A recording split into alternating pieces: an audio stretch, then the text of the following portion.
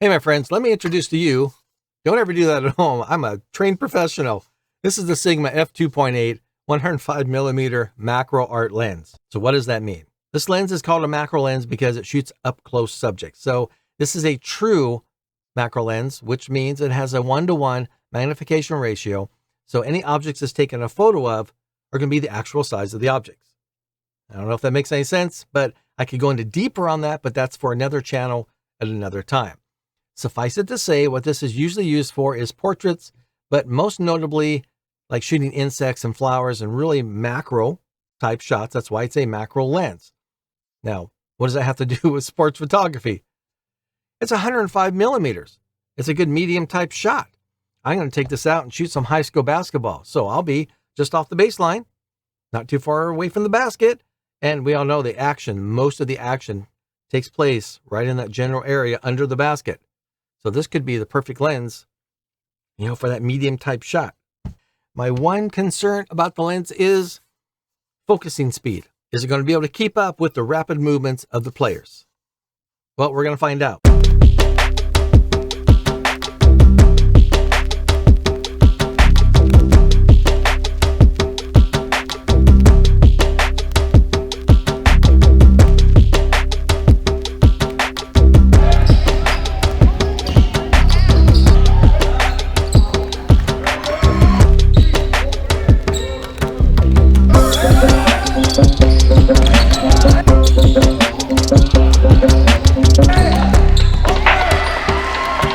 I have returned from the games, and let me remove my hat real fast here.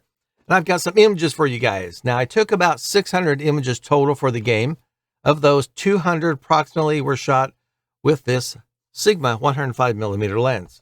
I've narrowed that down to 23 because I don't think you want to look at 200 images.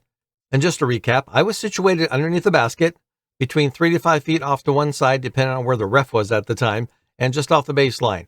So this will give you a good idea of the reach of 105 millimeters get you. Up first, you always get the tip off because you never know what exciting things is going to happen right on the tip off. But I want you to notice as I zoom in how tack sharp this image is. Everything's legible. You can read it. You can even see, look at the ball. The ball just looks so crisp and clean and clear. I really like that about this lens already. Now I take you from vertical. We go to a horizontal shot, about the same type of distance.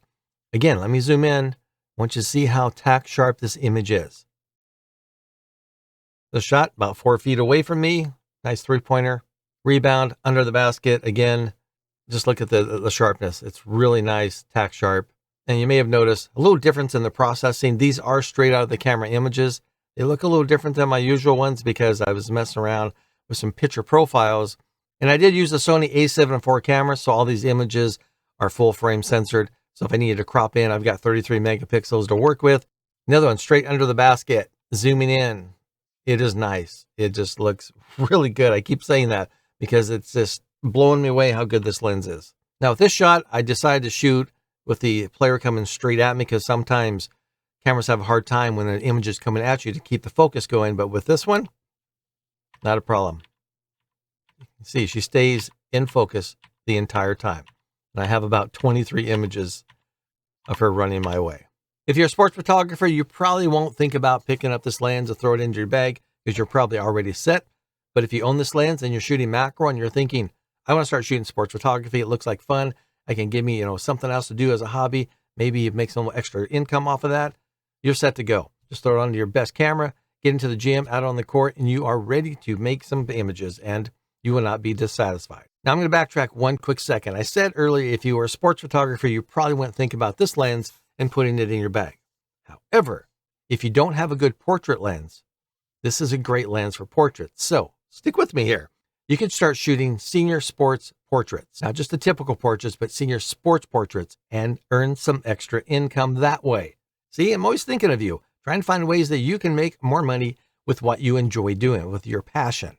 If you found this information useful, please subscribe to my channel. And if you want to see another lens that I really enjoyed shooting with, check out this video right there. And then get out and shoot.